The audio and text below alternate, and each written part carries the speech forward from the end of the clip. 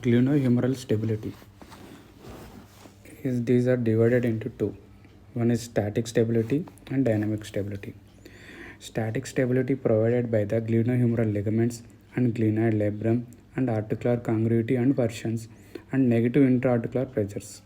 And dynamic stability provided by the rotatory cuff muscles and rotatory interval and biceps tendon and pericapsular muscles. We are discussing in this video is glenohumeral ligaments and their features. Coracohumeral ligaments.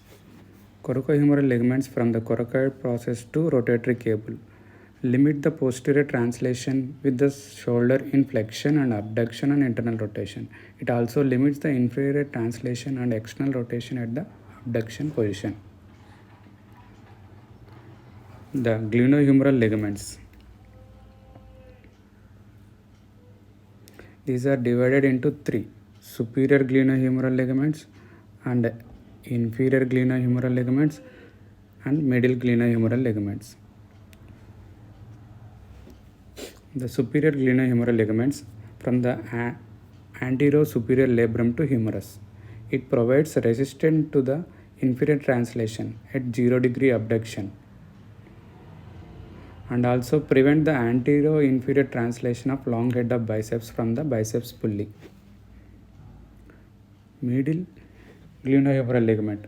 It resists the anterior and posterior translation in mid-range of abduction in external rotation at 45 degrees.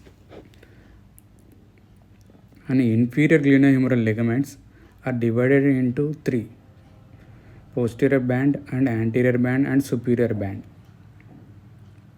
The anterior band is mainly stability provided to the primary restraint to the anterior and inferior translation at 90 degree abduction and maximum at external rotation, like late cocking phase of the throwing.